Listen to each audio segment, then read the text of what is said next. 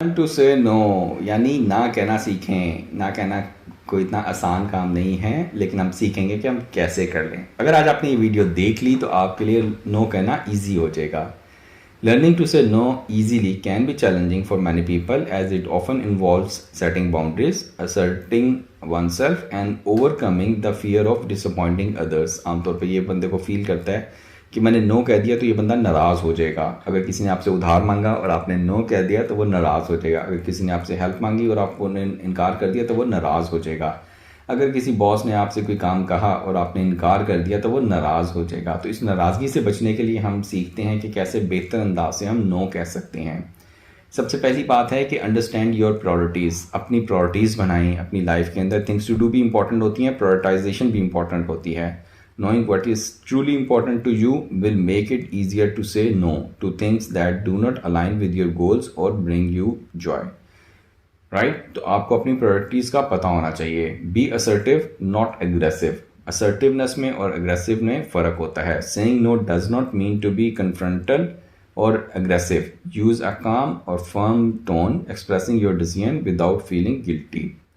Give yourself time. When someone makes a request, it's okay to make a moment to think about it before responding. Avoid giving an immediate answer if you are unsure. Let the person know that you need some time to consider their request. Right? So take your time.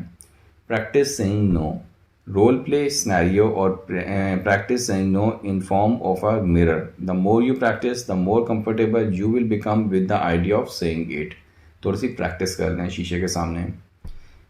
Be polite but firm. You can say no while still being respectful and considerate. Thank the person for thinking of you or making the request, but be clear in your response. हो हल्का यारान तो बरीशम की तरह नरम, रज़्म हक़ व बातिल हो तो फौलाद है मोमिन। यानी अगर आप दोस्तों के साथ हैं तो बहुत सॉफ्ट रहें, अगर हक़ और बातिल का मुकाबला है तो बहुत सख्त हो जाएं, और जब नो कहना है तो फर्म भी रहें। Offer an alternative. ये भी हो सकता है कि नो कहते हुए आप ऑल्टरनेट दें। If possible, suggest an alternative solution that does not involve a direct yes or no.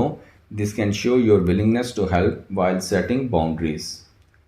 Learn to say no without over-explaining. ज़्यादा explain भी ना करें. You don't need to provide a lengthy explanation for your decision. Keep it simple and to the point. Right?